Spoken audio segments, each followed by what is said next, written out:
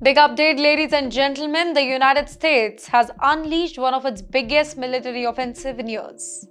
And the target? It is not Russia, not Iran, but the Houthis of Yemen. Yes, you heard that right. So since March 15, American warships, drones, naval ships, they have all pounded Yemen, striking more than 800 targets. But let's put that number into perspective here. That's over 100 strikes every single month. A relentless campaign meant to crush the Houthis' military power. And according to the United States military, hundreds of Houthi fighters and commanders, they are dead. Weapons depot? Gone. In fact, their command centers flattened, missile launchers destroyed before they can even fire. But there's where it gets more interesting. Washington says that this campaign isn't about revenge. It's about freedom of navigation. Yes, the Trump administration insists that the strike will continue until every single ship in the Red Sea and the Gulf of Aden can still go to that particular passage without fear of the Houthi missile or their drones.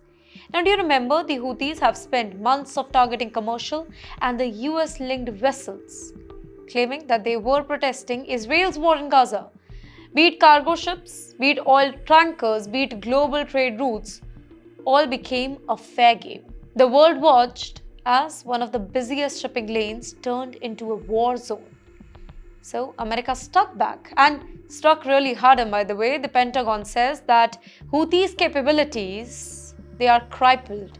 Their attacks have sharply declined, but has it really stopped them? Because despite the losses, Houthi leaders are still vowing resistance. They say that the Red Sea will remain a battleground as long as Israel continues its assault on Gaza. Basically, in other words, this isn't about ships or oils, this is about solidarity with Palestine. And in the meantime, analysts warn that the strikes could drag the US deeper into the shadow war. Basically, a war with Iran's network of proxies stretching from Lebanon to Iraq to Yemen. Every drone that the US destroys today can be replaced tomorrow. Every fighter killed could inspire 10 more. Still, the US says that it will not back down. This is about protecting global trade and showing that the world's most powerful navy still rules the sea. So the message is very clear here. America won't stop until the Red Sea is silent again. And that silence, my friend, well, that might come at a very high cost here.